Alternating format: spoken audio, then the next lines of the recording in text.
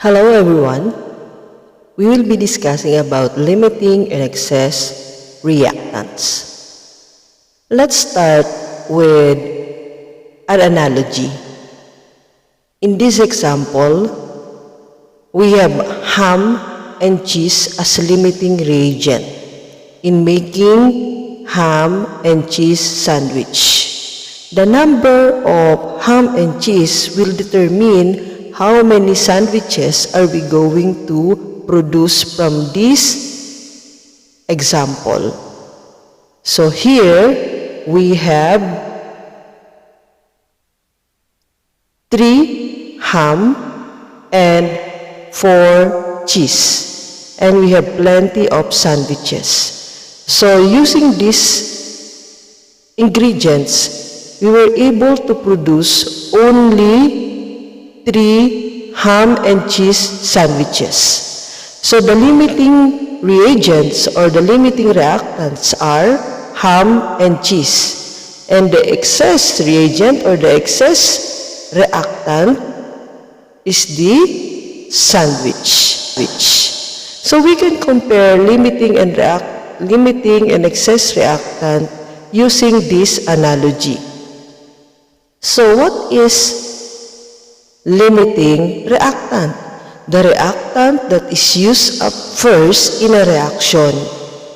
The reactant that produces the least amount of product. If we will go back to our example, you can analyze that the number of ham and cheese sandwich that we produce is dependent on the amount of ham and cheese available. So the ham and cheese serves as the limiting reactant. And then, the sandwich is considered as excess reactant. But what is excess reactant? The reactant present in quantities greater than necessary to react with the quantity of the limiting reagent. The reactant that gives greater amount of product.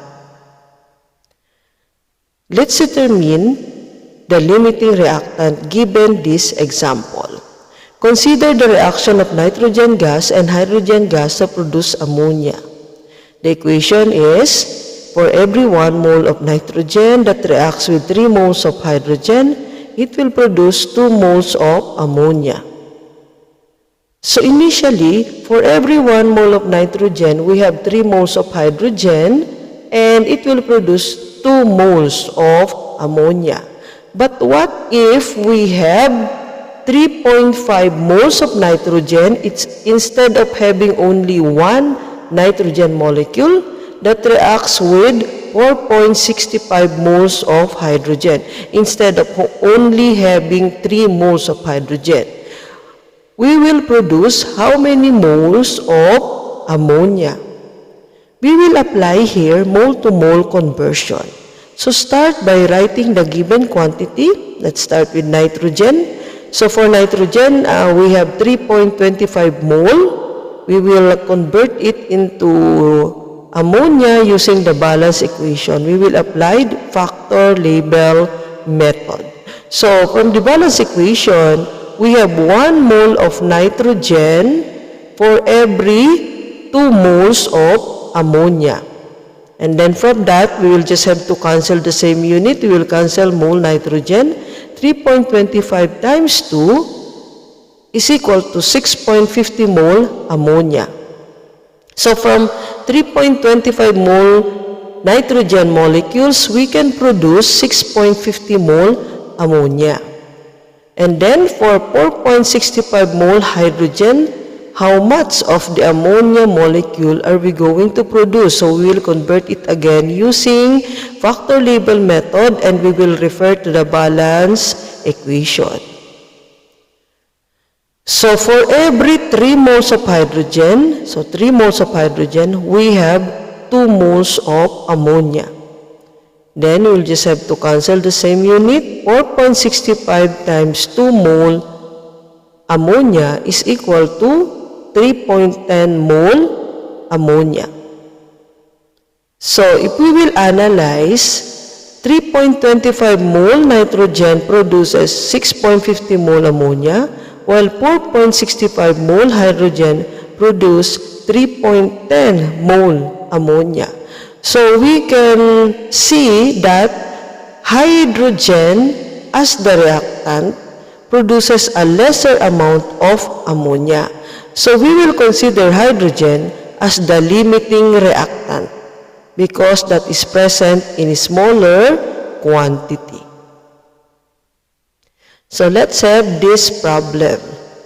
An aqueous solution of silver nitrate and potassium chloride can be mixed to precipitate silver chloride. Calculate the mass of silver chloride that is formed in a reaction of 9.2 grams silver nitrate with 5.15 grams potassium chloride. So here we have a balance equation already. So we have silver nitrate that reacts with potassium chloride to produce silver chloride and potassium nitrate. So you can see that for every 1 mole of silver nitrate, we have 1 mole of potassium chloride to produce 1 mole of silver chloride and 1 mole of potassium nitrate. So how are we going to determine the limiting reactant from this problem? First, determine the molar mass of the compound. So for silver nitrate, we have 170 grams per mole, and for potassium chloride, we have 74 grams per mole. After that, let's start by determining the limiting reactant. So the given is 9.20 grams silver nitrate. You just have to convert this gram silver nitrate into mole silver nitrate, then relate it to silver chloride because that is the unknown quantity. You are asked to solve for the mass of silver chloride. So what you're going to do is convert this 1.20 gram silver nitrate into mole silver nitrate by using the molar mass. So 9.20 divided by 170 times 1, the answer is 0.05 mole silver chloride. Now, from the other reactant, we have 5.15 grams potassium chloride. Convert it into mole potassium chloride using the molar mass. For every 1 mole of potassium chloride, we have 75 grams, then cancel the same unit. Now we will relate potassium chloride with silver chloride using the balance equation. For every 1 mole of potassium chloride, we have only 1 mole of silver chloride. So that is 5.15 divided by 75 times 1 divided by 1. The answer is 0.06 mole silver chloride. Now let's analyze now. How will you determine the limiting and excess reactant? So you see that in silver nitrate, we only produce 0.05 mole compared to potassium chloride, which produces 0.06 mole silver chloride. So now, since we have a smaller quantity for silver nitrate, so we can say that silver nitrate is the limiting reactant while potassium chloride is the excess. So after that, we have to solve for the mass of silver chloride. First, determine the molar mass of silver chloride, and that is 143 grams per mole. So always remember that the quantities of products formed in a reaction are always determined by the quantity of limiting reactant. So we will use the value for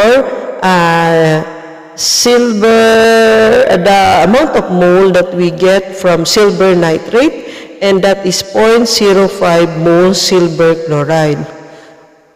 Silver nitrate is the limiting reactant, so whatever the amount that we get from the limiting reactant, we will consider that in determining the mass of the product. So for silver chloride, we have 0.05 mole.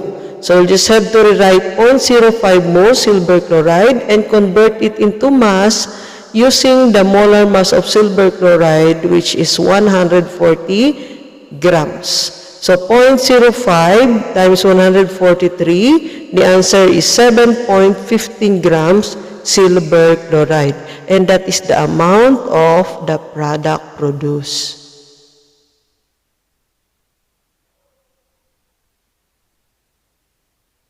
Now, let's have this practice exercise. Identify the limiting reactant when 14.5 grams of copper reacts with 25 grams of sulfur to produce copper 1 sulfide.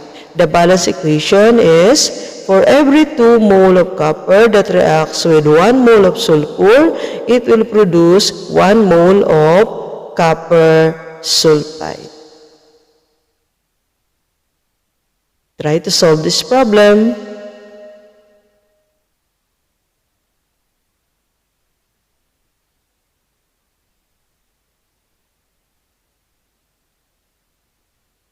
Okay, and the answer here is copper. Did you get the correct answer? Very good. So how did you arrive with that answer? This is the solution. From the balance equation, the given quantities are, we have 14.5 grams of copper and 18 grams of sulfur. So we will convert this 14.5 grams of copper into mole of copper, then relate copper with copper sulfide. This one is the the molar mass of copper, and the other one, we get that from the balance equation. For every 1 mole of copper sulfide, we have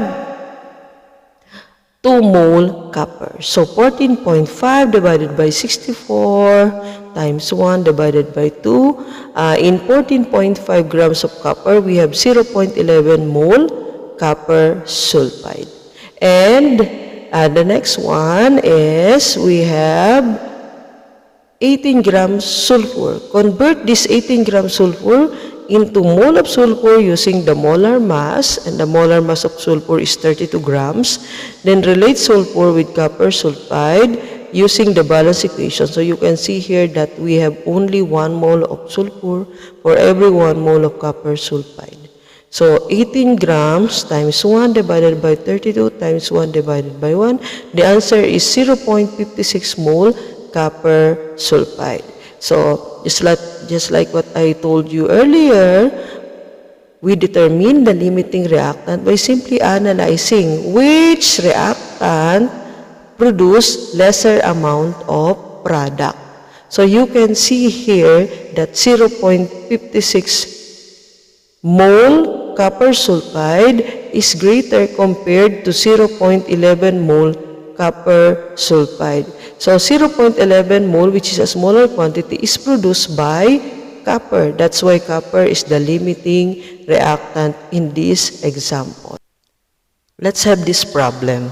Sodium chloride can be prepared by the reaction of sodium metal with chlorine gas. The balance equation is, for every 2 moles of sodium that reacts with chlorine, 1 mole of chlorine, it will produce 2 moles of sodium chloride.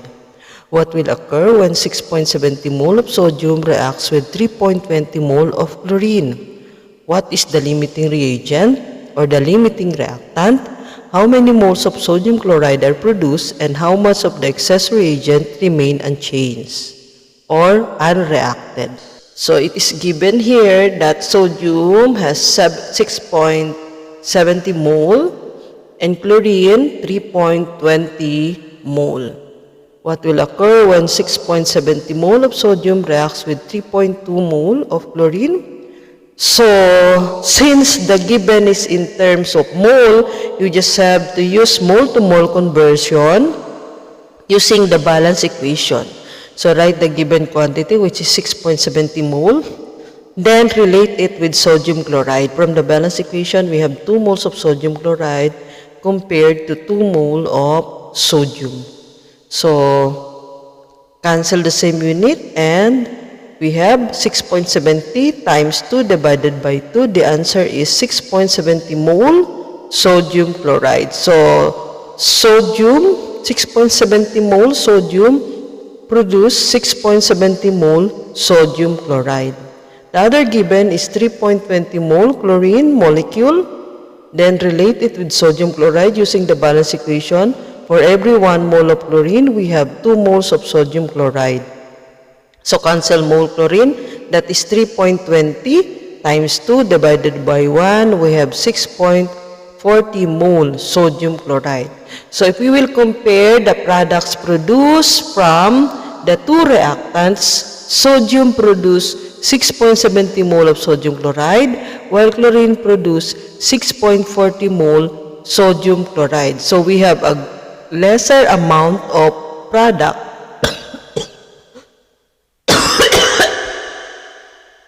So we have lesser amount of product produced from chlorine molecule, that is 6.40 mole sodium chloride. So we can say that the limiting reagent or the limiting reactant here is chlorine. Next, how many moles of sodium chloride are produced? So rewrite the given amount of the limiting reactant, which is 3.20 mole chlorine.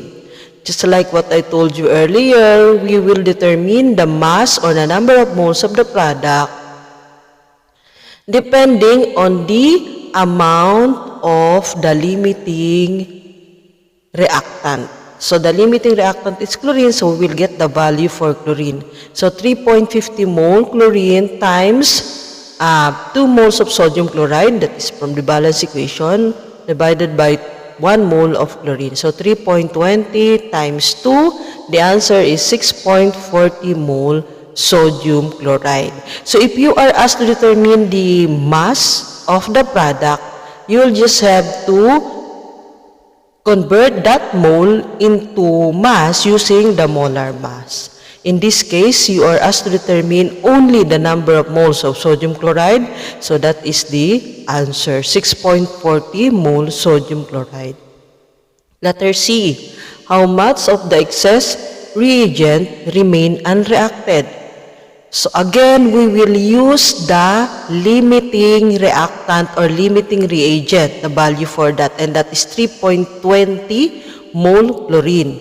Then relate it with the balance equation. For every 2 mole sodium, we have 1 mole of chlorine.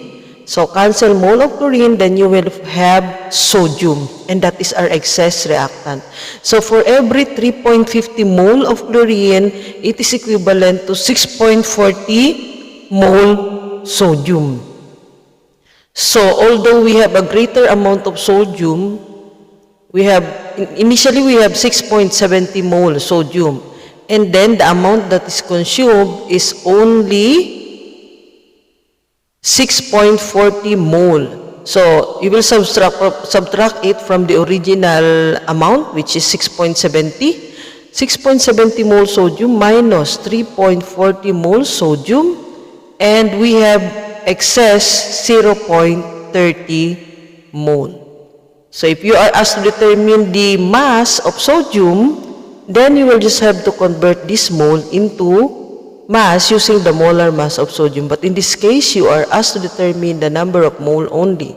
So 0.30 mole sodium is considered as the answer for this problem. Okay, thank you for watching. Please like and subscribe.